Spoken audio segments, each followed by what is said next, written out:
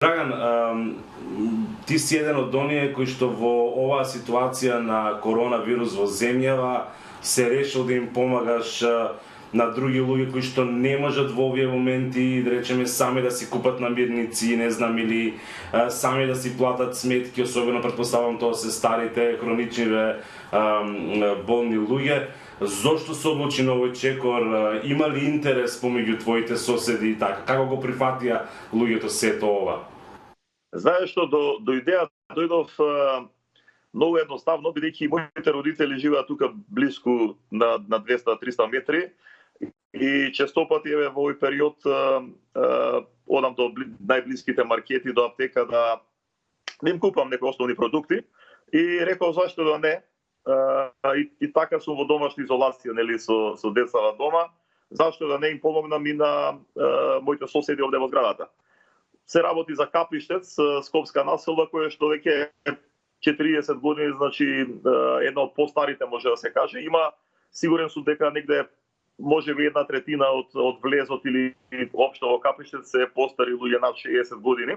Напишав доле на огласнена табла и еве веќе неколку од соседите и во неколку наврати, значи се договараме да им купам најосновни продукти тука во најблиските маркети или во аптека некои лекови. Навистина е прифатено и доста од соседите кои што ги сретнувам го поздравуваат потегот. Јас им велам ајде заедно да помагаме и во другите влезови.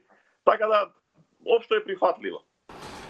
Се почна од поставување на еден обичен лист на влезот на зградата.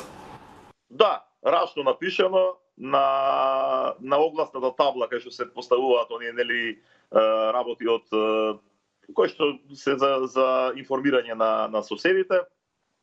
Тоа го направив една вечер, тогаш мислам дека беше пред да започне ворената состојба.